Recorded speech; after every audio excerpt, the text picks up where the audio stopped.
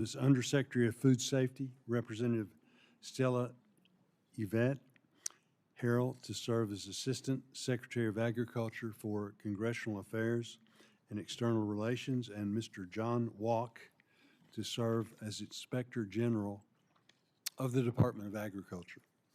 We welcome all of you to the committee and congratulate you on your nominations. Thank you for your willingness to serve.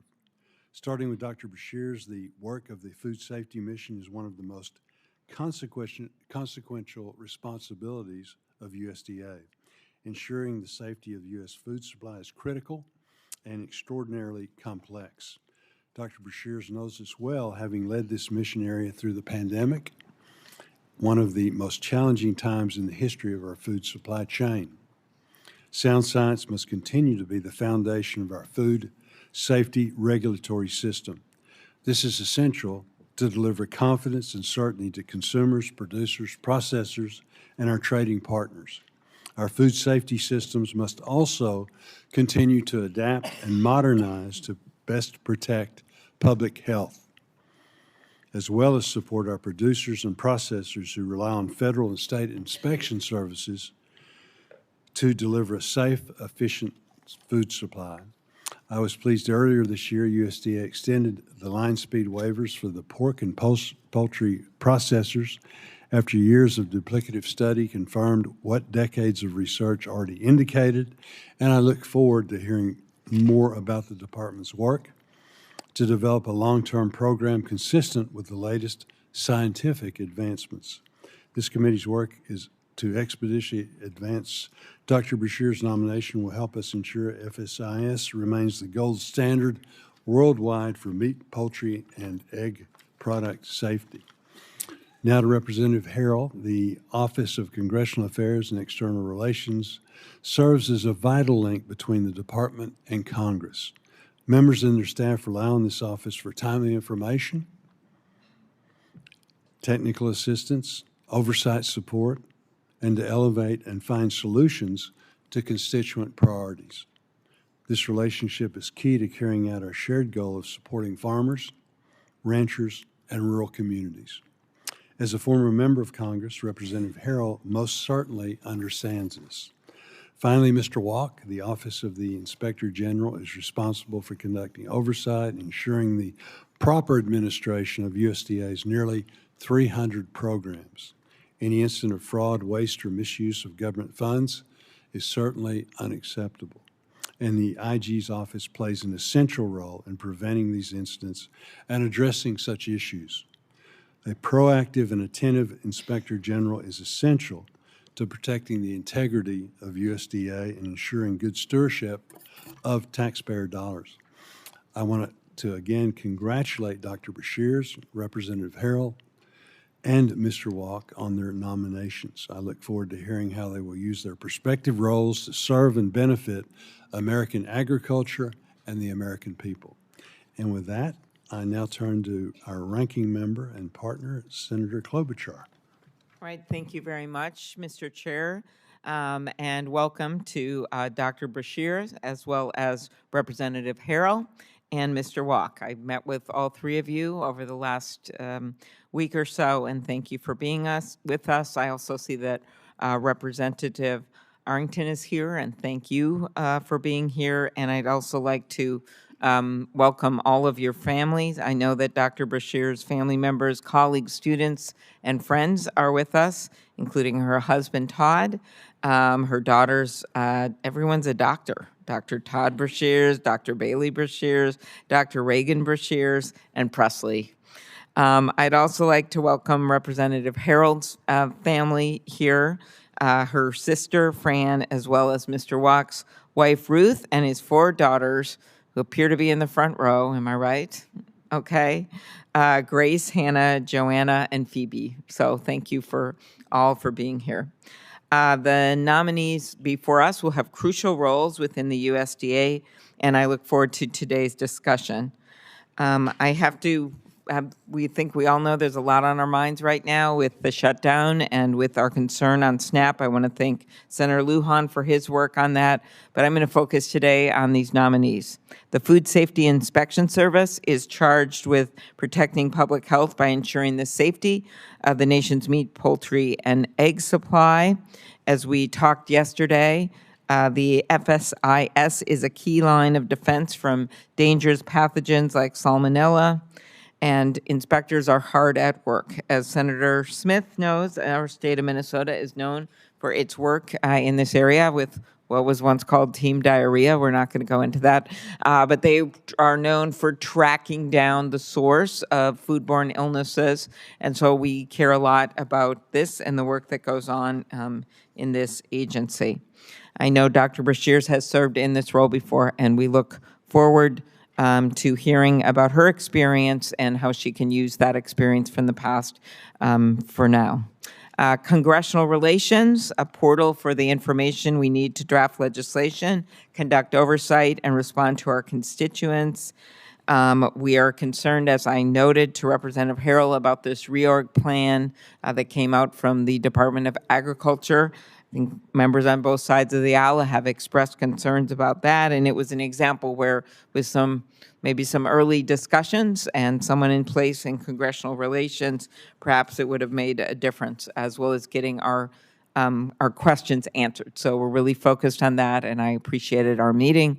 Mr. Walk, as we discussed last week, the Congress relies on the USDA Inspector General to be the cop on the beat at the department, keeping an eye out for fraud, waste, abuse, as well as everything that goes on in that department. We are very concerned about the mass firings of IGs across the administration, and it is more important than ever that the independence and the integrity of the USDA's IG office be protected. We know that, Mr. Walk, we discussed that you'd served in other roles with this and the prior Trump administration, and we had a good discussion about the importance of independence in this role. I look forward to hearing about the vision that all of you will bring to the USDA, and I look forward to hearing the testimony. Thank you, Mr. Chair. Thank you. We will now introduce our nominees. I want to welcome Jody Arrington of Texas to the committee, who's certainly more than well known in agriculture. We appreciate all of your hard work in so many different ways. And he's going to be introducing our first nominee. Thank you, Mr. Chairman. Chairman Bozeman, Ranking Member Klobuchar, and distinguished members of this committee, it is both an honor and privilege to introduce to you today a dedicated public servant, world-class scientist, and true champion for rural America and agriculture. And by the way, a very dear friend and former colleague and proud fellow Red Raider. Get your guns up, Mindy. Dr. Mindy Brashears.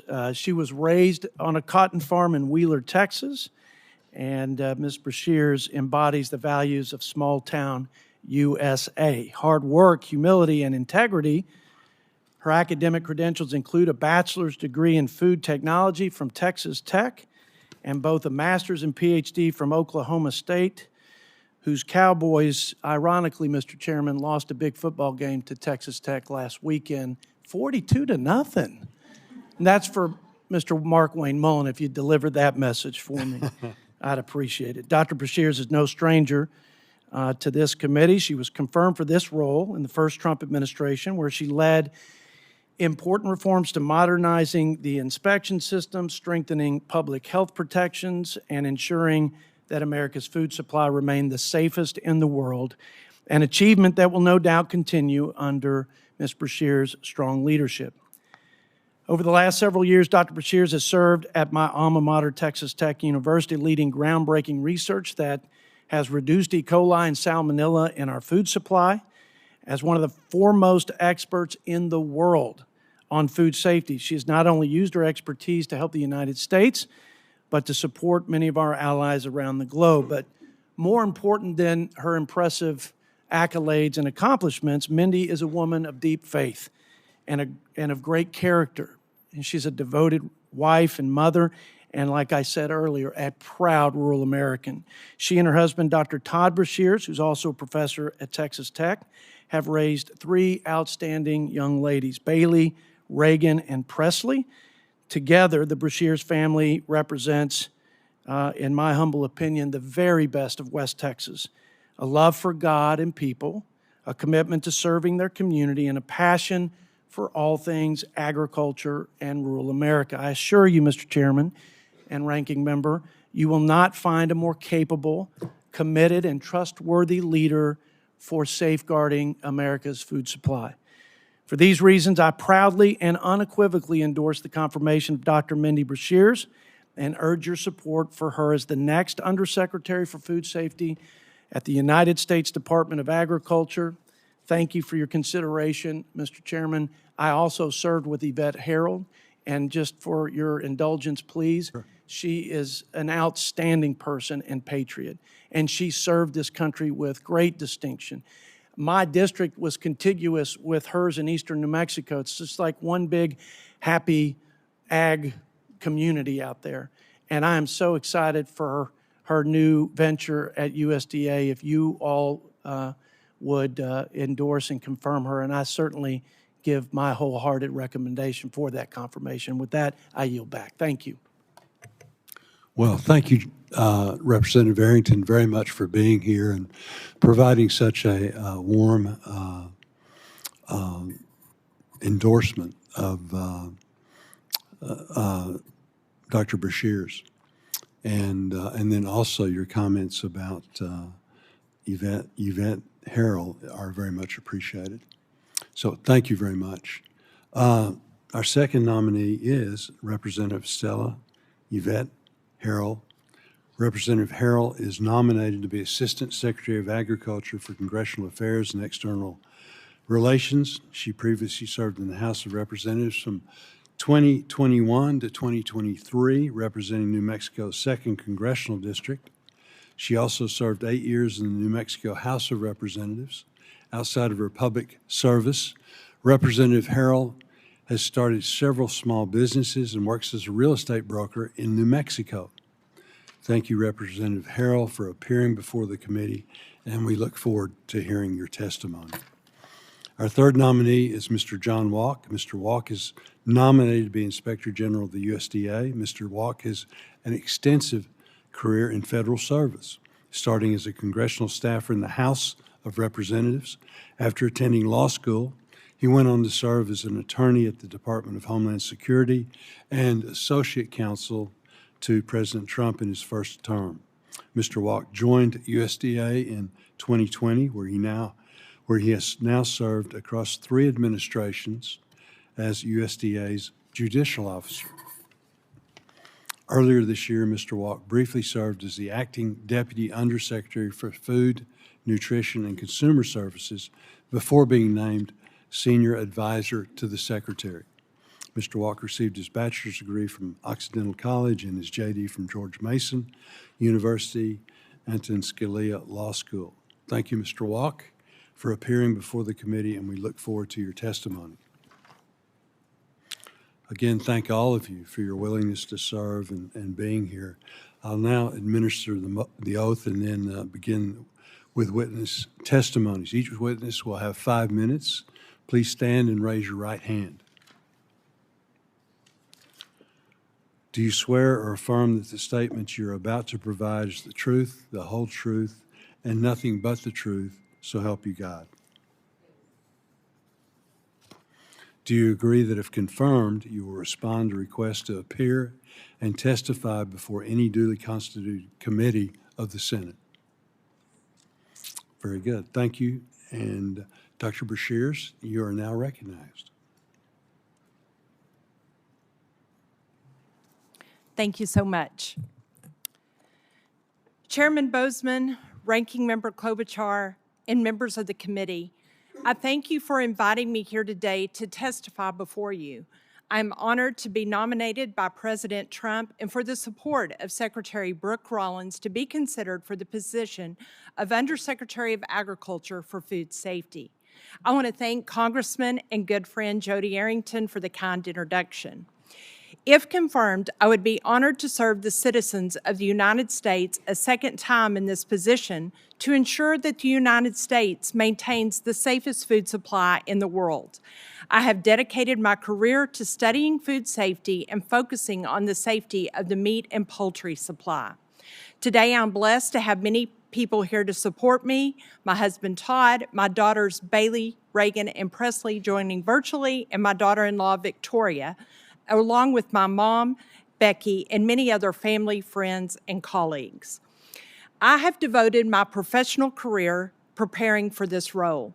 I grew up on a farm in West Texas where I was raised on, and my parents instilled in me a love of agriculture and a strong work ethic. I was active in FFA and 4-H in high school and went to college on a Houston Livestock Show and Rodeo scholarship. I hold a BS in food technology from Texas Tech and an MS and PhD from Oklahoma State University in food science, specializing in food microbiology. I've spent 25 years as a research scientist studying foodborne pathogens in meat and poultry environments while simultaneously mentoring the next generation of food safety leaders as a university professor. When I held the position of Undersecretary for Food Safety in the first Trump administration, I had the opportunity not only to put my technical knowledge into practice, but also had the chance to implement science-based food safety policies to advance the mission of USDA's Food Safety and Inspection Service. If confirmed into this position, it will be a top priority for me to make decisions based on sound science and to develop and implement policies that are scientifically strong and practical, and most importantly, ones that will result in a meaningful impact on public health outcomes. Some of my greatest accomplishments the first time in this office were modernizing swine and egg inspection systems at FSIS and establishing a culture of data-driven, science-based decision-making at the agency. I also oversaw programs such as laboratory accreditation and spearheaded programs that improve the efficiency of testing and sampling methods for the agency. I was committed to strengthening our workforce through recruitment programs at universities and vet schools. Additionally, I developed a strong connection with other agencies within USDA and across the government, including collaborations with FDA and CDC. Since leaving the position the first time, I've spent the past 4 years redirecting my research program at Texas Tech to generate data that is practical to inform public policy. I've been on the front lines of food safety, which has provided me with the firsthand knowledge to effectively lead the food safety work at USDA. I have spent many days collecting samples in beef, pork, and poultry plants, mapping pathogens such as Salmonella, E. coli, and Listeria through the various stages of processing, from the lairage areas when the livestock first enter the establishment to when the final product enters commerce. In our research lab, we have developed new methods and interventions to better understand and target key pathogens of concern. My team and I have been laser focused on how to make the meat and poultry supply safer for consumers. In addition to my professional experiences, my practical life roles as a mother, a wife, and a daughter have given me the strong perspective of a consumer. Additionally, my faith in God is the foundation for decision-making in my life. I want to thank Him for my family, my education, and experiences, and this opportunity that has been placed before me. Ultimate wisdom comes from above, and I will rely on this personally and professionally. Members of the committee, I appreciate the time you have taken to be here today. I am humbled by the nomination, and I would be honored to serve as Undersecretary. My experience and technical expertise have prepared me for this role, and if confirmed, I will make data-driven decisions to ensure food safety of the U.S. meat, poultry, and processed egg supply. Thank you for your time today and for considering me for this important role. I look forward to answering your questions. Thank you, Dr. Brashears. Representative Harrell. Chairman Bozeman, Ranking Member Klobuchar, and members of the committee, thank you for the opportunity to appear before you today. I'm also grateful to the committee staff and everyone who worked diligently on the paperwork, interviews, and meetings in preparation for this hearing. And I want to thank my sister for making the trip out, and I hope my parents are watching online. I'm honored by President Trump's nomination to serve as Assistant Secretary for the Office of Congressional Relations at USDA. If confirmed, I look forward to working closely with this committee to communicate policy ideas, solutions, and resolutions not only to members and staff on Capitol Hill, but also to USDA leadership and stakeholders. Preparing for this process has allowed me to reflect on my own path. I grew up in rural New Mexico, active in 4-H and FFA, raising livestock and working on our small family ranch. Those experiences grounded me in the realities of agriculture, and I developed a profound understanding of how and where our food sources come from.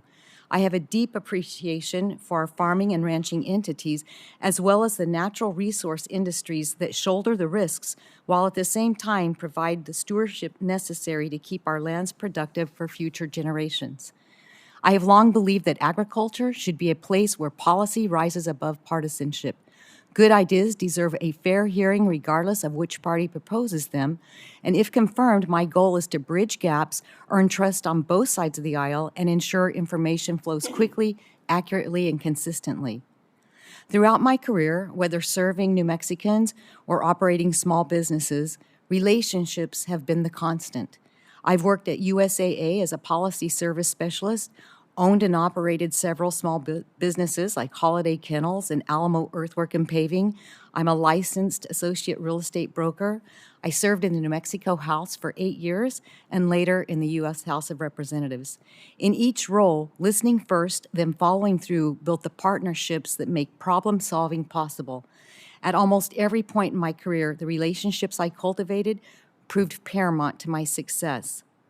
Public service also means being there when people are hurting. I have volunteered across the country with Habitat for Humanity and Hands of Grace, including after Hurricane Katrina in Louisiana and during tornado season in Nebraska, helping families clean up, rebuild, and find their footing. Those experiences taught me to work shoulder to shoulder with people from every background to keep compassion at the center of every decision. Constituent services is where promises become performance. In Congress, my office handled more than 2,800 constituent requests with a 98% resolution rate. Because timely, accurate communication isn't a courtesy, it's our duty. If confirmed, my first priorities at USDA will be to strengthen OCR responsiveness, modernize our communication and IT workflows where needed, and give every member and staffer a clear, fast lane to the information and assistance they need. Beyond responsiveness, I am committed to enhancing transparency and accountability by establishing predictable response timelines, clear points of contact, and consistent performance metrics to ensure that no request is overlooked. I also want to acknowledge Senator Ben Ray Lujan, my fellow New Mexican and colleague I appreciated working with in the House and across our state. Senator, thank you for your partnership on issues that matter to New Mexico's farmers, ranchers, pueblos, tribes, and rural communities. I look forward to continuing that collaboration from this new role should I be confirmed. I've also heard a common concern in my meetings with members and staff. Timely, reliable information must be the norm and not the exception. If confirmed, I will implement clear service standards for congressional inquiries and expand proactive briefings on emerging issues. Several of you have also raised the broader challenge of public understanding. Agriculture is foundational to our economy, national security, and way of life, but too often misunderstood. I was grateful for a thoughtful conversation with Senator Justice about the need for better outreach and clear accessibility and messaging. I commit to working with the Senator and members of this committee to elevate practical, bipartisan narratives that reflect the daily realities of producers and rural communities. Finally, I want to reiterate my commitment to ethical conduct, transparency, and fidelity to congressional intent. The Office of Congressional Relations should be the most trusted front door into USDA for every member, staffer, and stakeholder. My pledge is simple: listen carefully, respond quickly, and work relentlessly until the job is done. Thank you, Chairman Bozeman, Ranking Member Klobuchar, members and staff for your time and consideration. If confirmed, I will be honored to partner with you to serve America's farmers, ranchers, foresters, and rural families with the urgency and respect they deserve. Thank you. Thank you very much. Mr. Walk. Chairman Bozeman, Ranking Member Klobuchar, and distinguished members of the Senate Committee on Agriculture, Nutrition, and Forestry. Thank you for the opportunity to address my nomination for Inspector General of the United States Department of Agriculture. I'm joined by my wife, Ruth, and our 4 daughters, Grace, Hannah, Joanna, and Phoebe. I'm grateful they are at my side, and with humility, I express my deepest thanks to President Trump for his nomination to this very important role. Transparency that enables accountability is fundamental to our democratic system of government and necessary to the preservation of liberty. Like at other federal departments, the American people must have the means to acquire knowledge about the work of USDA as part of their exercise of self-government. Inspector Generals perform a crucial function to promote transparency by informing the public of waste, fraud, and abuse in the administration of federal programs that is essential for the American people to hold government accountable for its decisions and conduct. At USDA, the department is entrusted with stewarding more than $200 billion of taxpayer funds annually and manages more than 300 programs in support of farmers, ranchers, and the American public. USDA authorities include farm programs, rural development, agriculture research, food safety, nutrition, trade promotion, animal and plant health, forest management, animal welfare, disaster response, federal benefits programs, including SNAP and WIC, and other important areas. It is critical for USDA's OIG to shine a bright light on the many activities of the department and its management of resources so that USDA carries out its mission effectively, efficiently, and with due accountability to the American people. If confirmed, I will assume the responsibilities of Inspector General with the benefit of nearly 25 years of federal experience, from my entry-level roles to senior leadership positions. My federal service began as a records clerk at the Department of Justice while I was still in high school. After graduating from college, I served as a staffer in the House of Representatives for more than 5 years. Following law school in 2008, I entered the career civil service through the Department of Homeland Security's Honors Attorney Program. During my 8 years at DHS, I provided legal counsel to ensure the department exercised its authorities in compliance with all legal requirements to secure our homeland while maintaining the constitutional rights of Americans. At DHS, I was also involved in litigating numerous federal lawsuits alleging claims for legal violations and investigated many allegations against the agency and its employees. Immediately after DHS, I was honored to serve President Donald J. Trump for nearly 4 years during his first term as Associate Counsel at the White House Counsel's Office. After my service at the White House, I began my tenure as USDA's Judicial Officer, a job I still hold in addition to Senior Advisor to the Secretary. As Judicial Officer, I'm the department's appellate-level administrative judge, deciding formal agency adjudication, enforcing various USDA legal authorities.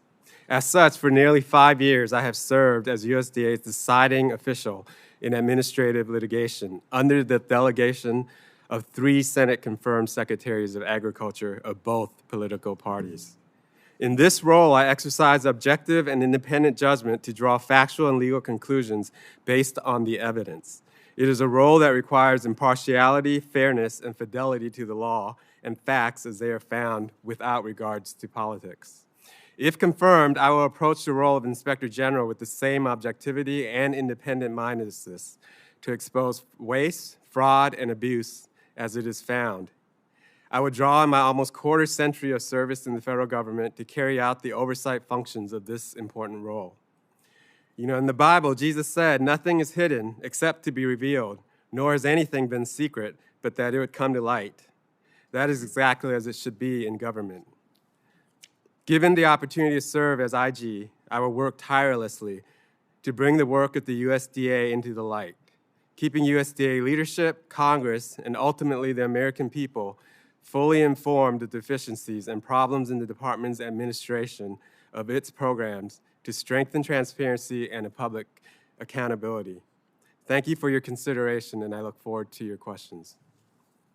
Thank you, and thank all of our witnesses for providing their testimony today. We will now begin with one round of questions. Each member will have 5 minutes. Before I ask my questions, I would like to add letters of support from various stakeholders for Dr. Beshears, Representative Harrell, and Mr. Walk's nomination into the record. Without objection, so ordered.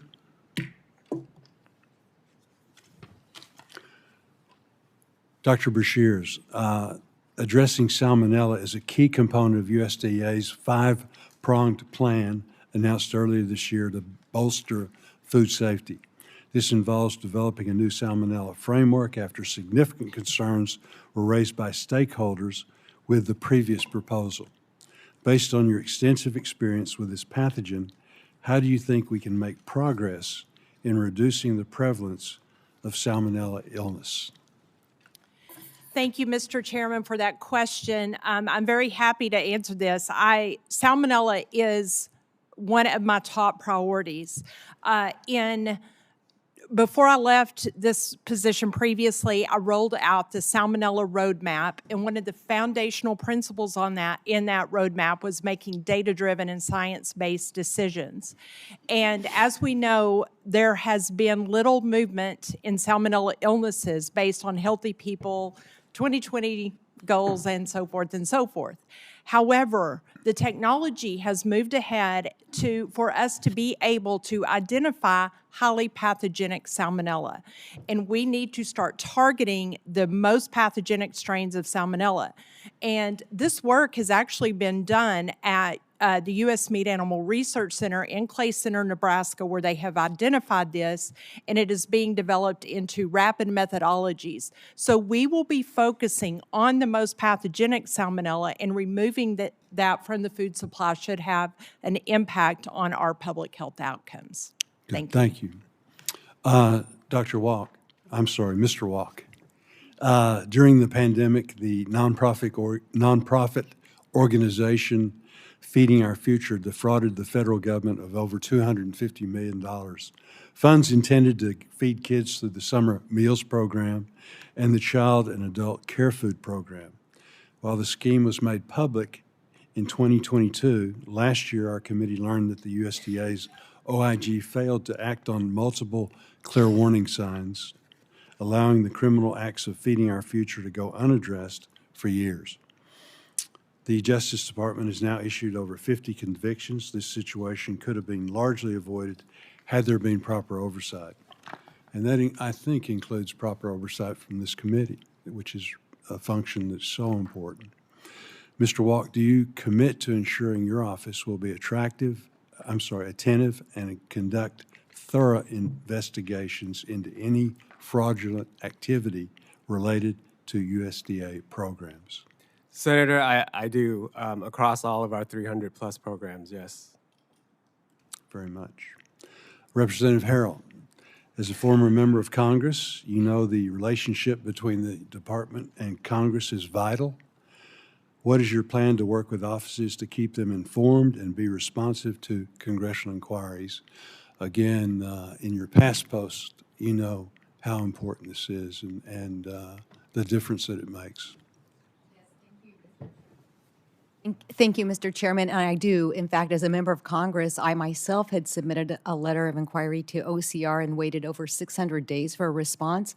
So if confirmed, I'd like to get in and change the protocols. I'd like to create meetings more consistent with members and staff to understand their priorities and look at ways that we can enhance the response programs.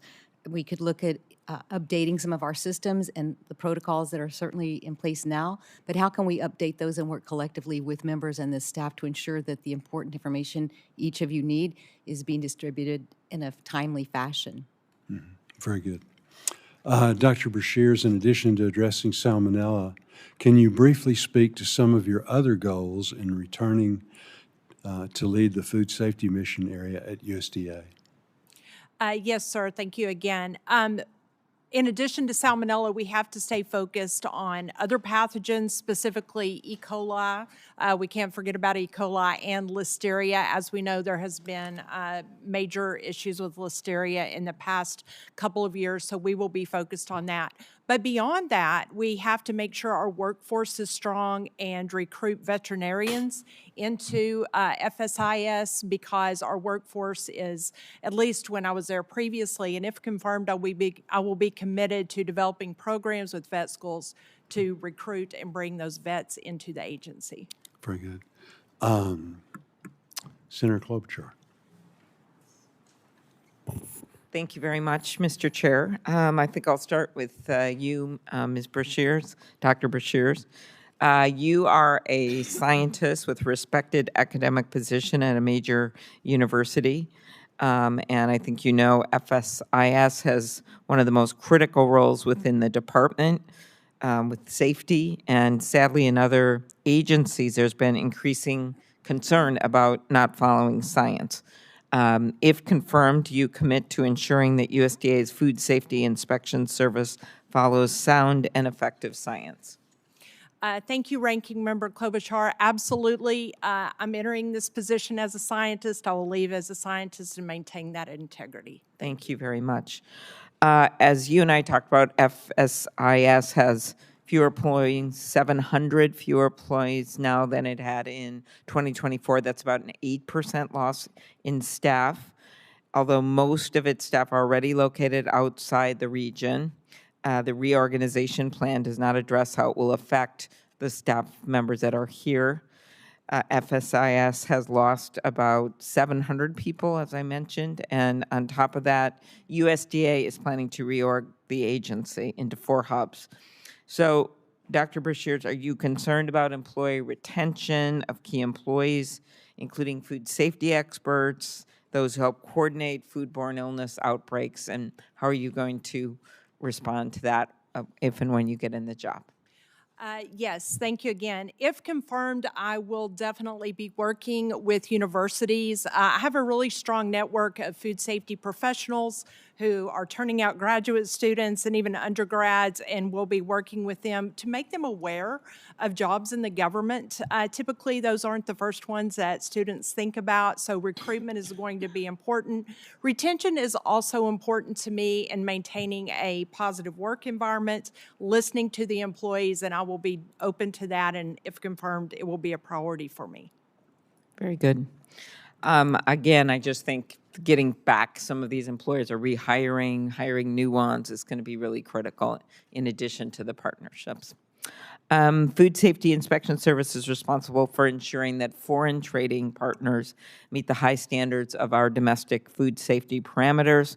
With the administration's recent proposal to drastically increase imports of beef from Argentina, if confirmed, will you commit to conducting a new audit to ensure the safety of any potential new beef imports?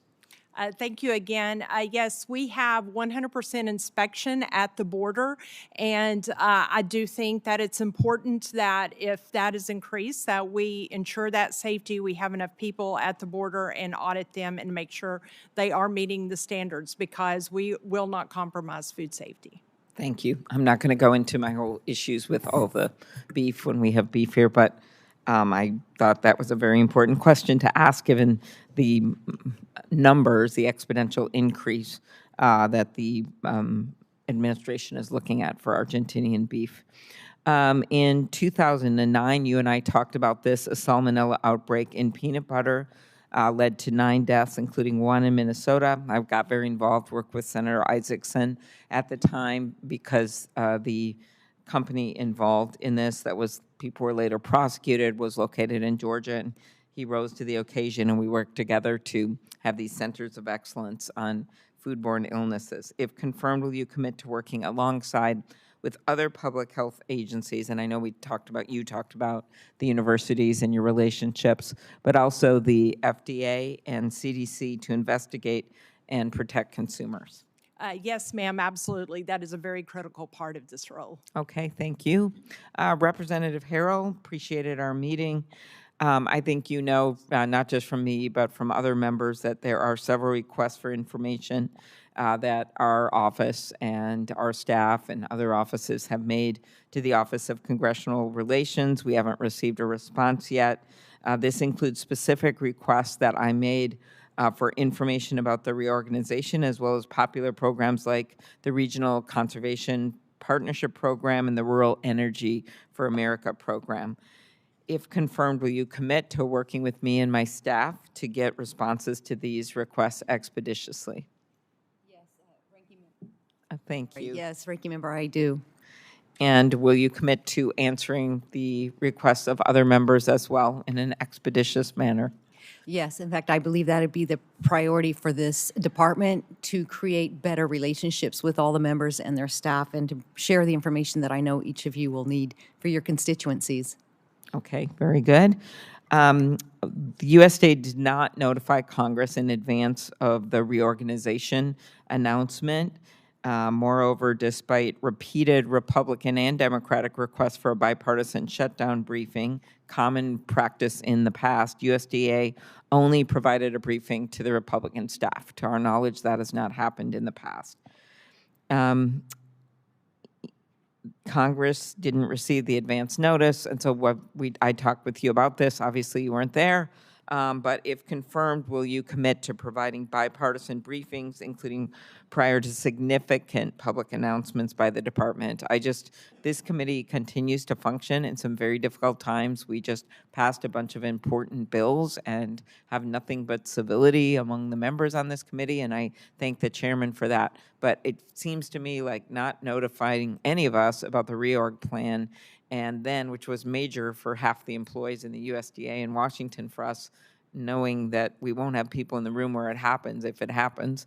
But secondly, the idea that we weren't even briefed on the shutdown plan when in the past they have was very troubling to us, and it just doesn't reflect the tone or the relationships or what's been going on in this committee, including a number of our Democratic members supporting not just bills, but also some of the nominees that have been put forward by the administration. So my question is, if confirmed, will you commit to providing bipartisan briefings, including prior to significant public announcements by the department, as has been done in the past? Yes, Ranking Member, and I said in my opening statement, that is one of the areas I really want to focus on, is ensuring that you have the information necessary, not after the fact, but before. And if confirmed, I look forward to sitting down with the Secretary and my staff, and then being able to share some of the missing pieces with this committee and with the member offices so that we can all be on the same page moving forward. Thank you. Mr. Walk, I know you have held career positions under both Republican and Democratic administrations. We talked about that. But you have only held political or policy leadership roles under President Trump. How will you maintain the necessary objectivity required to conduct meaningful oversight as an Inspector General? Ranking Member, thank you for that question. I will follow all laws and regulations regarding conflicts of interest and impairments of judgment, which applies to federal employees. I will also make sure that we review and apply all applicable professional standards, including what is provided in the Yellow Book, and as well as the AICPA, as well as judicial rules to make sure that we have auditor independence as well as investigative independence. And if confirmed, your office will conduct audits, evaluations, or investigations of programs or policies that you help put in place. How will you handle any conflicts of interest? Ranking Member, thank you for that question. I would follow all rules related to conflicts of interest within the federal government, and I will also rely on the advice of counsel.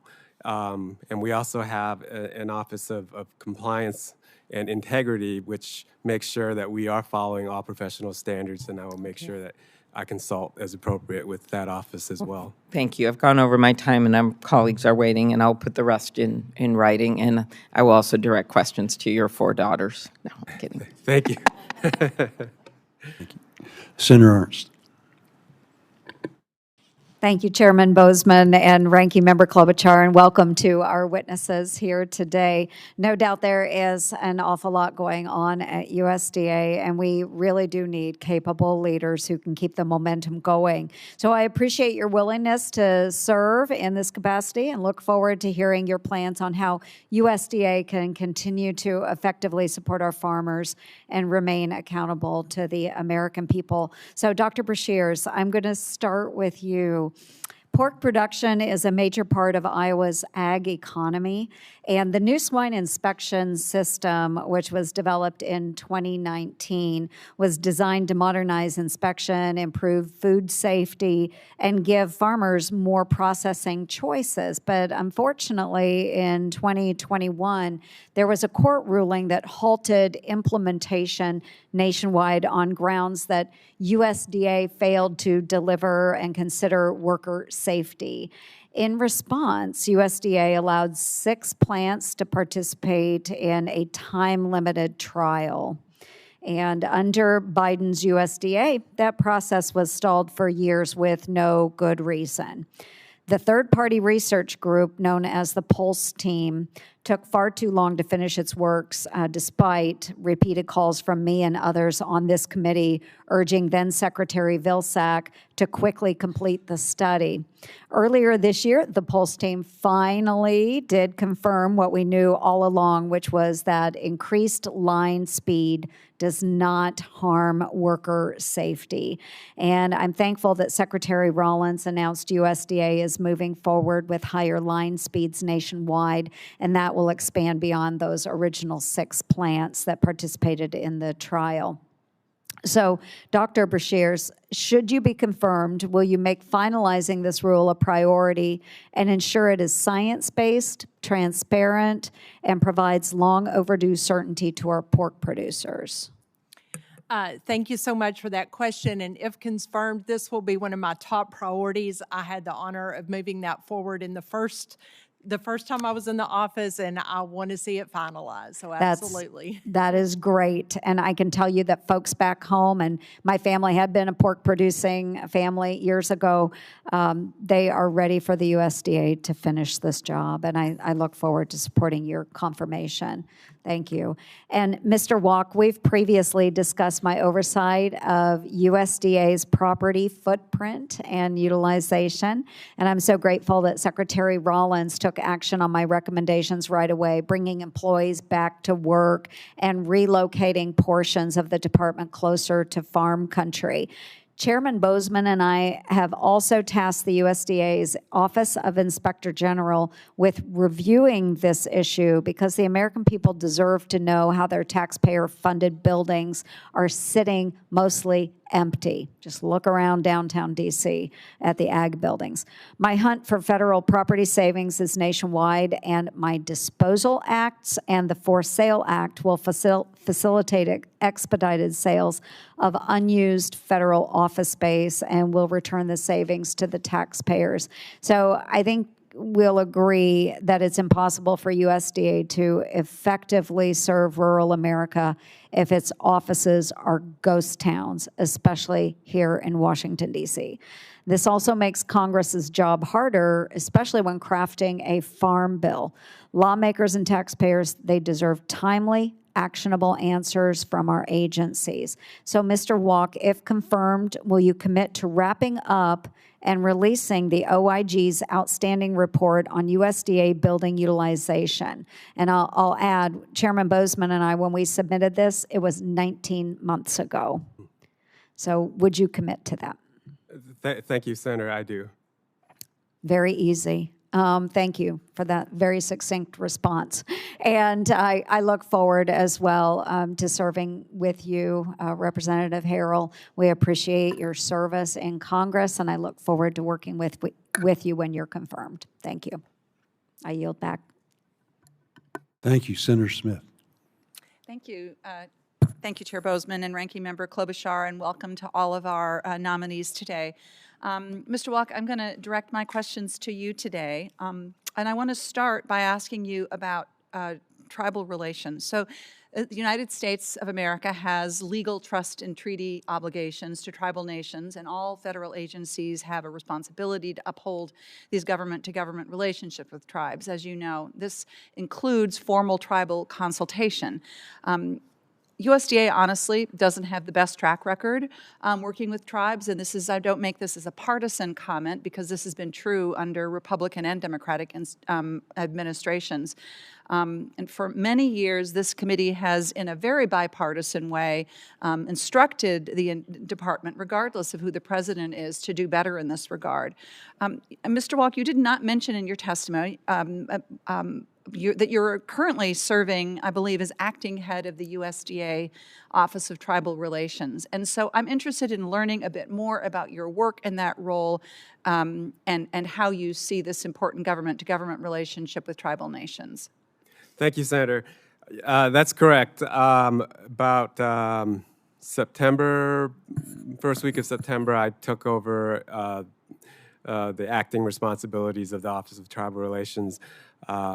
While I was at FNCS for a brief time, I was actually the consulting official on the FDIPR program and went out to Arizona to consult with tribal governments.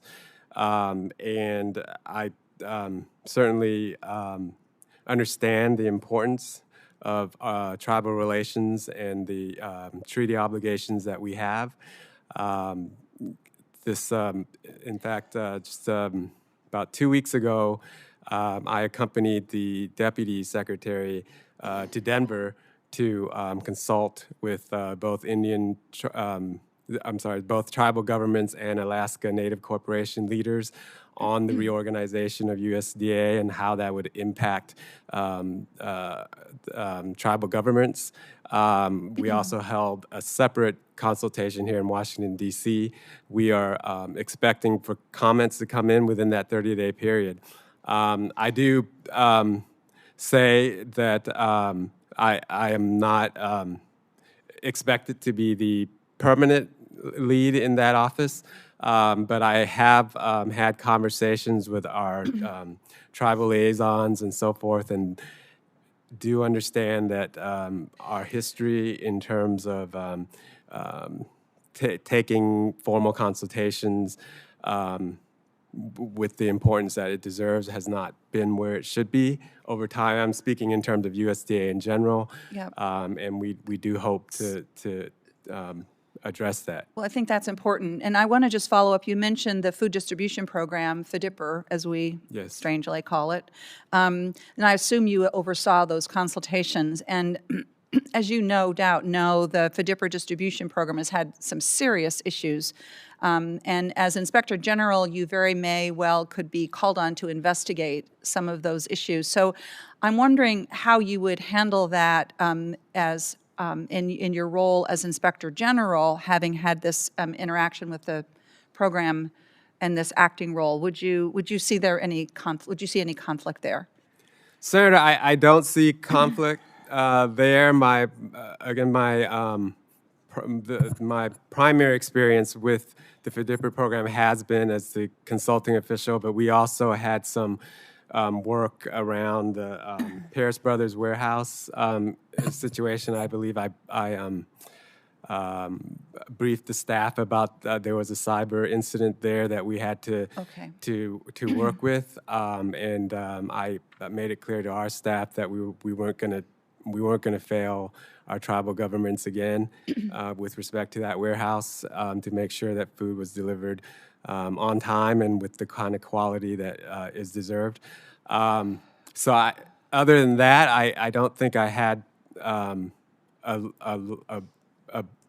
significant role in the FDIPR program, but of course, conflicts of interest are very fact specific, and I would look at the facts of what the investigation might be and what my role was, and work in terms of our professional standards to see if that's something I should step out of. Mr. Chair, I'm out of time now, but I do have a question to direct to Dr. Beshears. I will submit that to you ask for your response in writing. It has to do with the work that we can do, I believe we can do with tribes to improve work around meat processing, something of great interest to tribes, especially those that are diversifying into bison, buffalo herds. So I'll follow up with my question to you directly. Okay, great. Thank you. Thank you. Thank you, and we appreciate you bringing up the food distribution amongst the tribes. That's certainly something that I think everybody on the committee is very concerned about. Senator Marshall. Well, thank you, Chairman, and welcome to our nominees. We look forward to supporting you across the finish line. I think I'll start with Dr. Beshears. Any friend of Congressman Arrington's is a friend of mine, and I just want to give him the pistols up sign. It's not quite as powerful as a Wildcat Power Cat, but would be one of my favorite places to visit as well. Quite a university. Thank you. Let's start by talking about ultra-processed foods. Many of us are concerned that they negatively impact people's health. Not that I'm asking you to give the definition, but how important would it be for us to figure out a definition, and are there any particular components you're looking for? Sure. I think, thank you so much for the question, Senator. I do agree that we have to have some guidelines around this. And I think especially with regard to meat and poultry products, one of the things that has to be addressed is the nutritional value. Of course, with regard to food safety, we do need some of the chemicals and some of the processing to maintain food safety. If you think about things like beef jerky, meat sticks, sometimes that goes into back programs. But we need to be transparent to the consumer, and we need for them to understand, and we will continue to work with the FDA on those definitions and to champion the cause for our consumer. Great, thank you for that answer.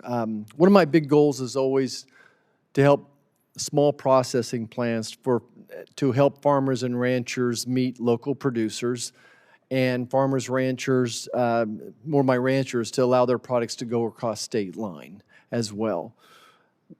And recently, USDA stated that they will provide additional guidance, I'm quoting here, provide additional guidance on requirements for very small meat processors serving local markets that ease compliance while maintaining safety. Safety first.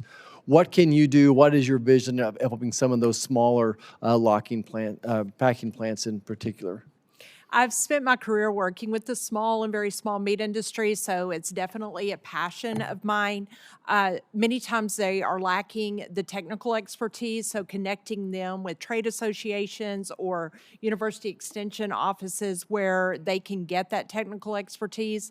Also, USDA consumer safety officers, whenever I was previously in this position, we had dedicated a portion of their time to provide technical assistance to the small and very small processors. That will be important, as well as having small plant roundtables to understand what their needs are, where they can come and we listen to them. And I personally like to participate in those, so I stay on top of the needs so our agency can meet those needs, and I'm committed to that. Thank you. And Mr. Walk, let's turn to you. The National Bio-Agro-Defense Facility, I'm sure you're familiar in Manhattan, Kansas, home of the mighty Fighting Wildcats, is falling behind. And do you have a commitment to look into that, investigate the challenges, and then hopefully hold somebody accountable? Mr. Walker, yeah. Senator, yes, I appreciate that question. There are serious issues with NBAF, and as a former employee of DHS, I certainly understood that there were problems on that side as well, and the issues of biosecurity is essential, particularly in today's environment, and we need to make sure we have a biocontainment lab at that level, and we need to figure out what went wrong there. And so, yes, that is something that I want to make sure I watch. And you'll follow up with us as that investigation pursues as the law allows? Senator, I will. Okay, let's go to Ms. Harrell for a second here. I love your experience working with FFA and 4-Hers as well. And this is so often we look at things in silos up here. I'm certainly Make America Healthy again is very important to me. This Rural Health Transformation Fund is a priority for us as well. Regenerative agriculture. but it's not three different issues. To me, it's all one issue. And I think that if we can educate the FFAers and 4-Hers on the importance of Make America Healthy Again, regenerative agriculture, and through them, you help educate our fathers and mothers and grandmothers and grandfathers how important this regenerative agriculture is, precision agriculture is to just not the soil health, but the waters of the land as well.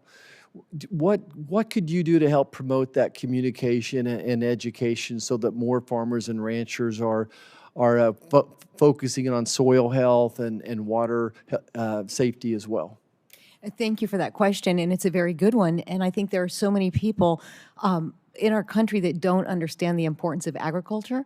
And just with the meeting I had with Senator Justice, being able to come back and message, and where we work together is coming to your office, understanding some of the needs in the different states, the challenges, but then collectively put together some messaging, some kind of conversation that we can have publicly, both with producers and farmers, but also with the general public.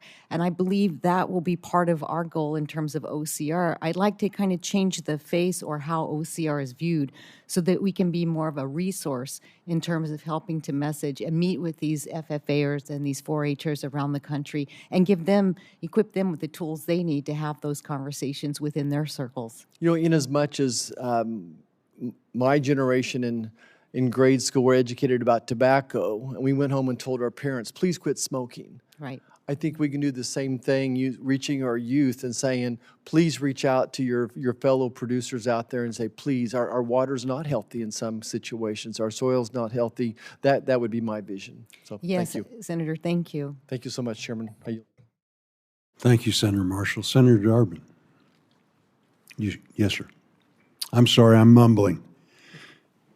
Thank you, Mr. Chairman, and thanks to the nominees.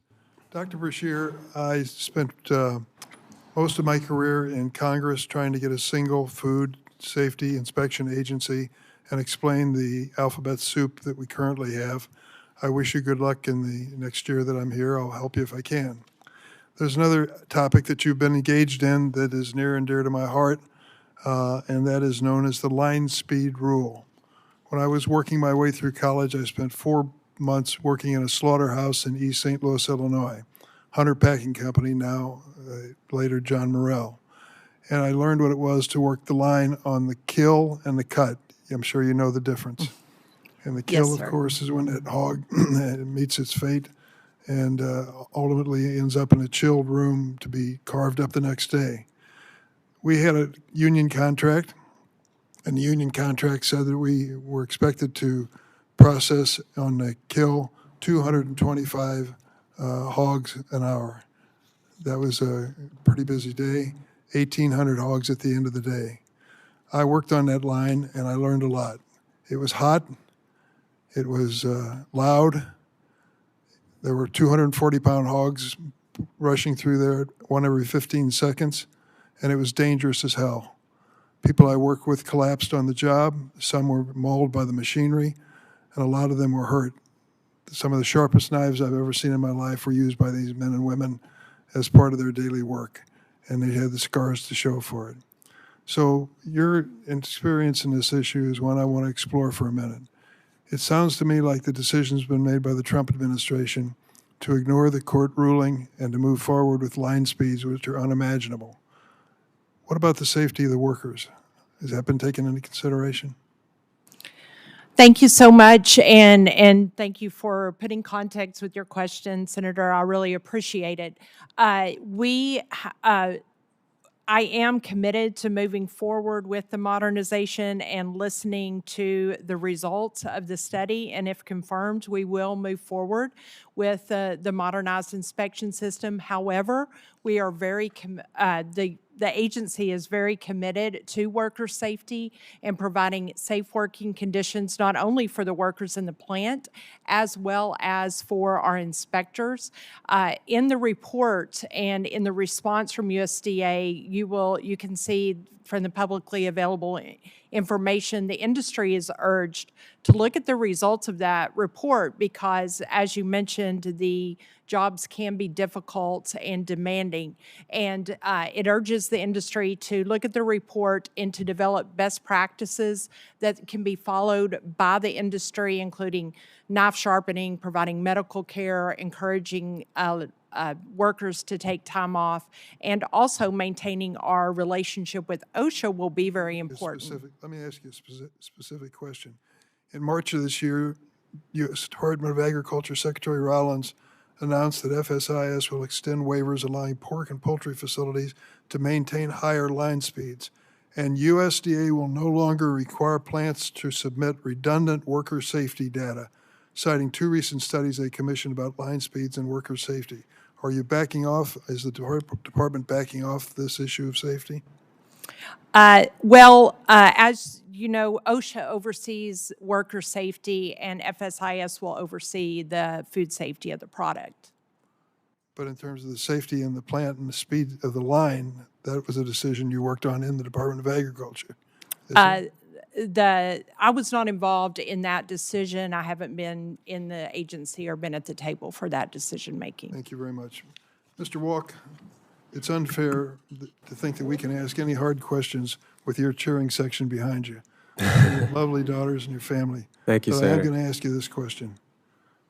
President Trump's decision to fire inspector generals, all 18 firings, without providing any rationale, would put any new inspector general in a position to worry about the job security of the undertaking. Can you tell me what you think about the firing of all these inspector generals at one time by President Trump? Senator, I would say that the IG Act authorizes the president to remove inspector generals at will. But of course, there was a requirement in the law of notifying Congress in advance and the reason for the firing, and that wasn't complied with. Does that concern you? Senator, I would say that that issue, in fact, the entire issue, that our previous IG is a named plaintiff in a case specifically against USDA.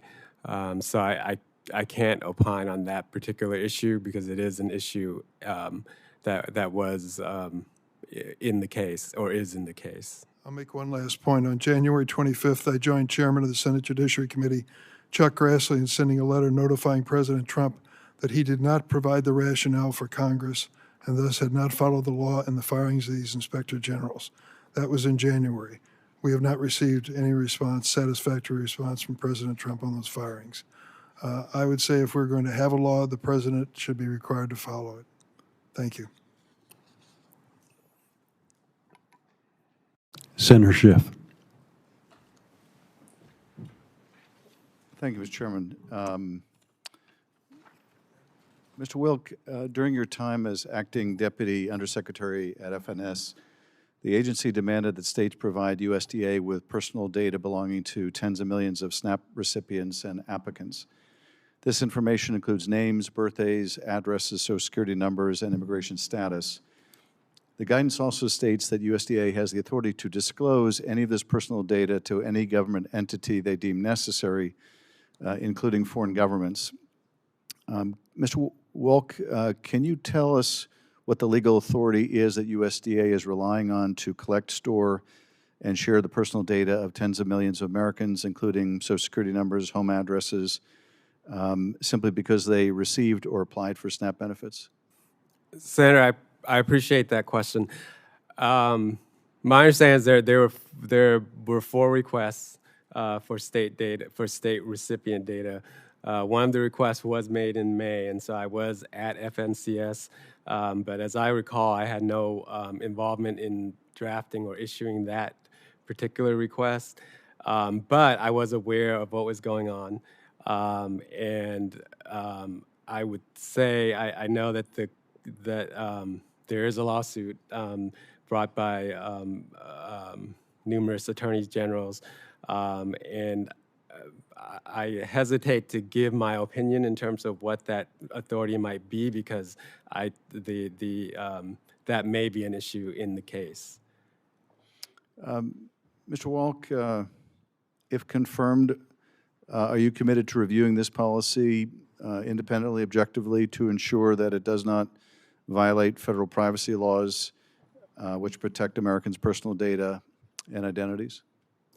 Senator, I appreciate that question, and I will say that I think the collection of data itself is something that we need to look at in general.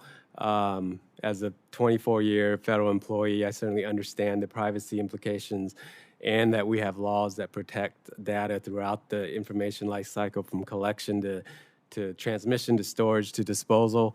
And I want to make sure that as we use the data technologies, which carries promise, that we also make sure that we deploy them in a way that abides by the law.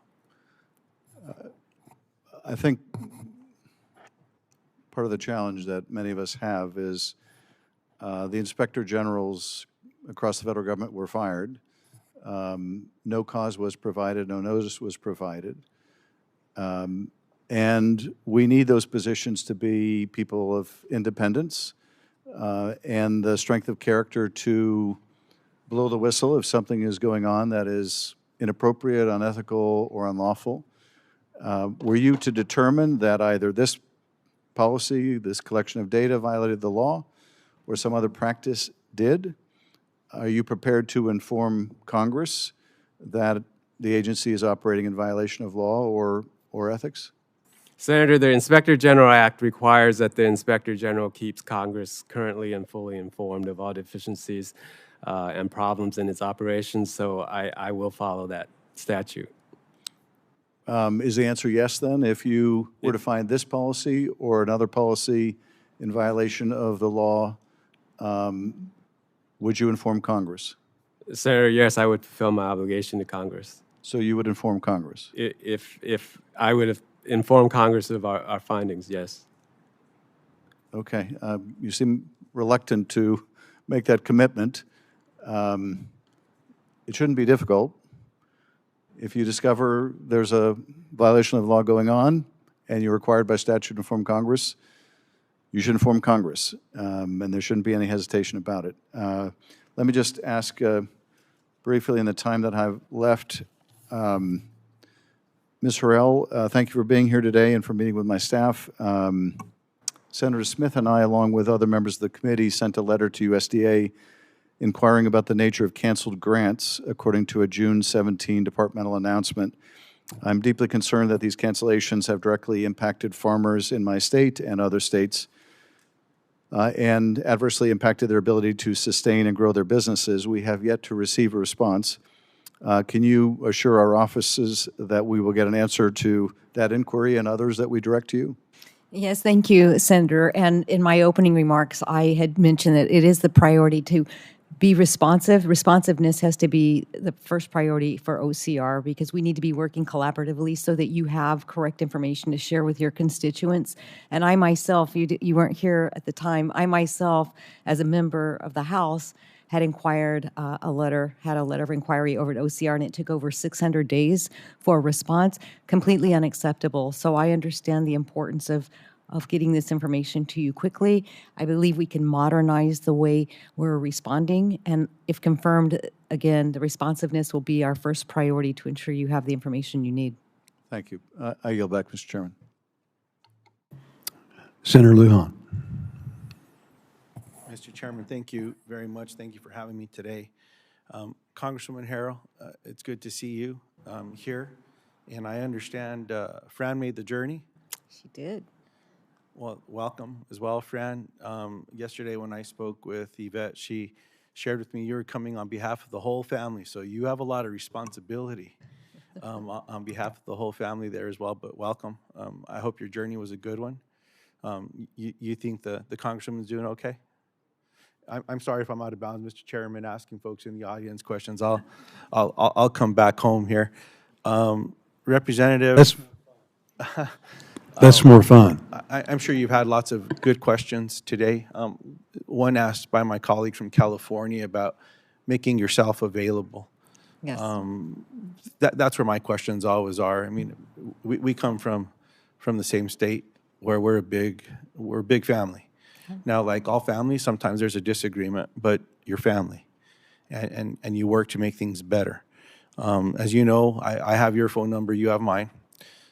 You've reached out to me when issues have been going on in parts of New Mexico that need attention, and I think it surprised you when I gave you a holler back, but we were able to make a big difference.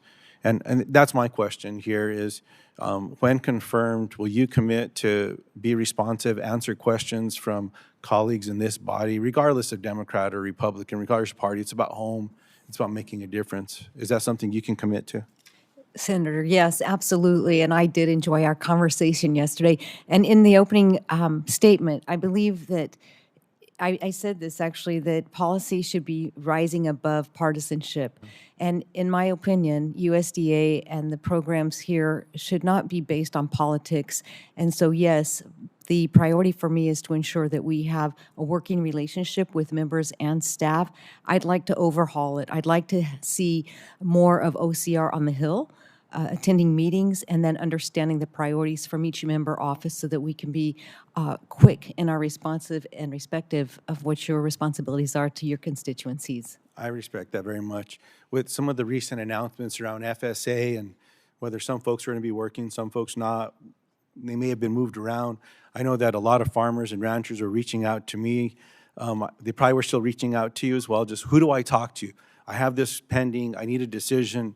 I need to figure out if I'm going to sell the cattle, if I'm going to buy more cattle, what I'm going to do with grain, whatever it is. Right. And that's why this all matters. Right? In the end, when we're doing constituent services, which is something we're proud of in New Mexico, we have to be able to find someone so we can talk to them and get that done. So I appreciate that. Now, in New Mexico, Representative Harrell, you know, we grow a lot of specialty crops, whether it's our chili, and I don't know if there's anyone here from Colorado, but you're welcome, because your chili came from New Mexico, so I'll just leave it at that. So whether it's chili, pecans, pistachios, whatever our specialty crops are, yes or no, will you commit to making sure USDA policies do not leave specialty crop producers behind? Yes. And Ms. Brashears, can I ask you that same question? Yes, sir. Mr. Walk? Yes, sir. Well, there you go. I appreciate that, Mr. Chairman. We're going to hold them accountable when we get those specialty crop conversations going, so I appreciate that. And Ms. Harrell, as you know, ranchers in New Mexico and across the country, they're being squeezed right now because it's hard to be able to get those cattle, that beef, to a processing facility. You know, they go to an auction house, they may acquire them there, and the law right now says at that auction place, they can't process. Right. They have to load them in a truck, and, you know, in a state like New Mexico, if there's drought, then they don't hit weight. It's dangerous for those cattle to be put on a car and make it somewhere else. But can I count on you to work with myself, Senator Ernst, who's leading the legislation to remove barriers for small and local producers? And will you commit to being a partner in that work with your role at USDA? Senator, yes, absolutely. I appreciate that. And Mr. Chairman, just in my closing remarks here, I don't mean to be partisan, and so I hope it doesn't come across that way. There's a food program right now called SNAP, Supplemental Nutrition Assistance Program, that it would close down for the first time in our nation's history, even though there's $5 billion sitting in a fund already for the Secretary of Agriculture to tap into. And I was surprised to learn that because of some of the rules that we have in place around tariffs, and this goes back to not just the policy that pushes transfers of $3 billion a year into food programs, but there's actually $23 billion on top of the $5 billion that could be used to transfer under Section 32 with tariff money. So there's been a lot of back and forth. There's not enough money for these food programs and whatnot. I hope that we can work together. I have a piece of legislation I've introduced. Senator Hawley has a piece of legislation he's introduced here. But just so that we're speaking about fact, not fiction, what money's available, what money's not, what can be done, what couldn't be. And I certainly hope for the good of all of the people that we love, some of those that we don't know in our states, when it comes to getting a meal, that we don't allow this year to be the first year that this program might close. So for whatever that's worth, Chairman, I'm praying about it. A lot of people across the country are praying about it. So God willing, we'll find a good place to get this done. And I look forward to your confirmation. Representative Harrell, if there's a vote, I look forward to supporting you. If there's a voice vote, I'll be screaming loud. But thank you for being here. Not to take away from anyone else, but we're a little partial to our brothers and sisters from New Mexico. I yield back, Mr. Chairman. Thank you. Senator Warnock. Thank you, Mr. Chairman. And Senator Lujan, I'm also praying about this. Amen. For these SNAP recipients. There's a Ghanaian proverb that says, when you pray, move your feet. Amen. So we need to be praying with our lips and our legs and make sure we don't have hungry folks in this, the wealthiest country on the planet. Mr. Walk, before you were senior advisor to Secretary Rawlings, and welcome to the committee. Before you were senior advisor to Secretary Rawlings, you were USDA's acting Deputy Undersecretary for Food, Nutrition, and Consumer Services. Is that correct? Yes, Senator. And this includes the USDA office primarily charged with managing food assistance programs. Senator, that's correct.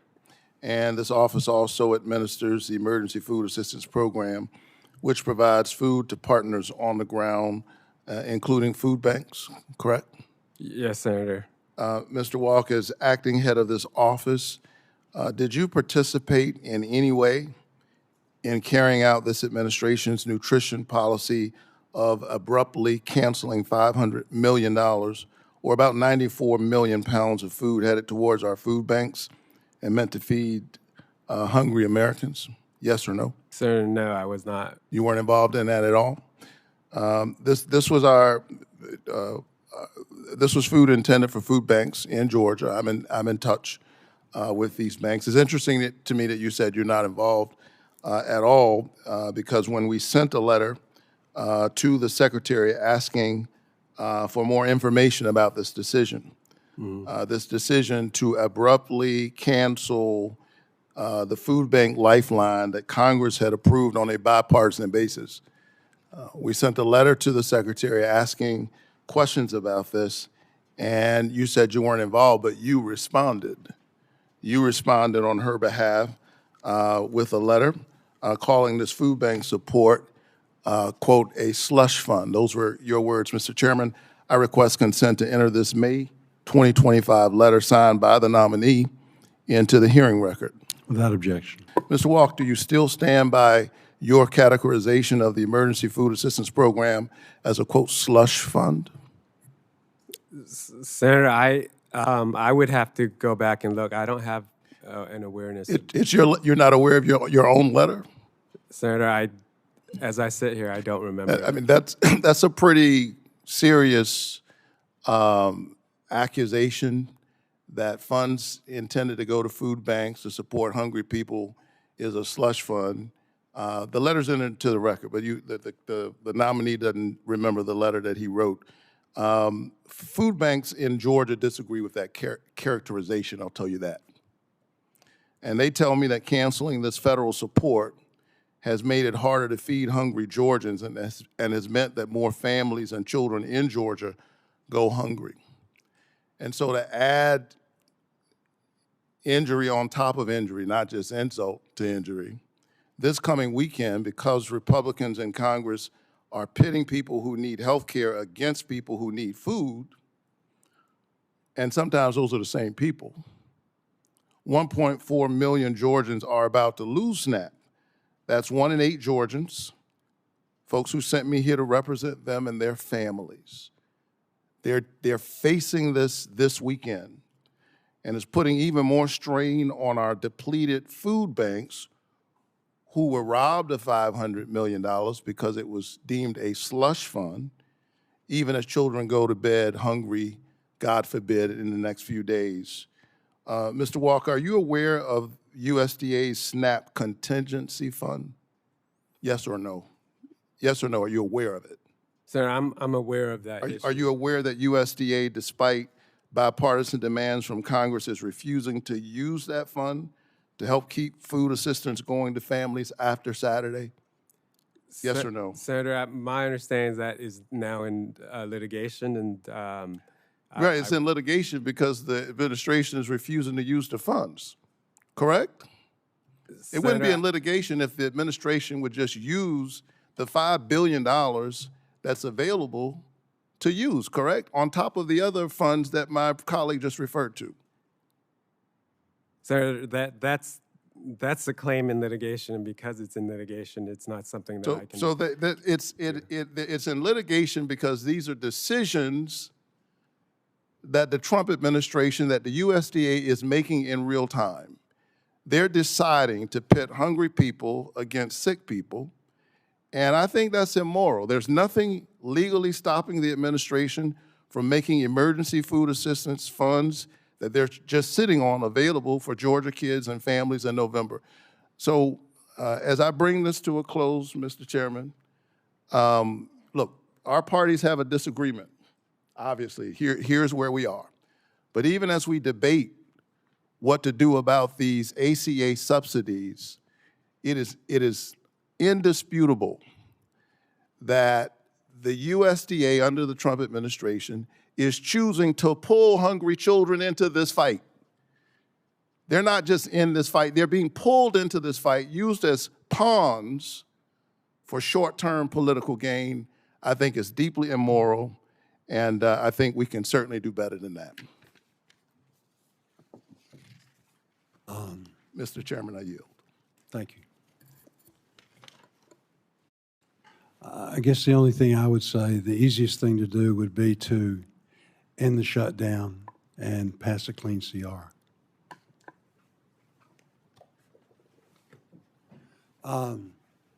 With that, thank you again to Dr. Beshears, Representative Harrell, and Mr. Walk for appearing before the committee, and to our committee members for their participation in today's hearing. Also, we always want to thank our people that actually made this work, our staffs on both sides, to do such a tremendous job. So with that, today's hearing is now adjourned. Thank you. Thank you.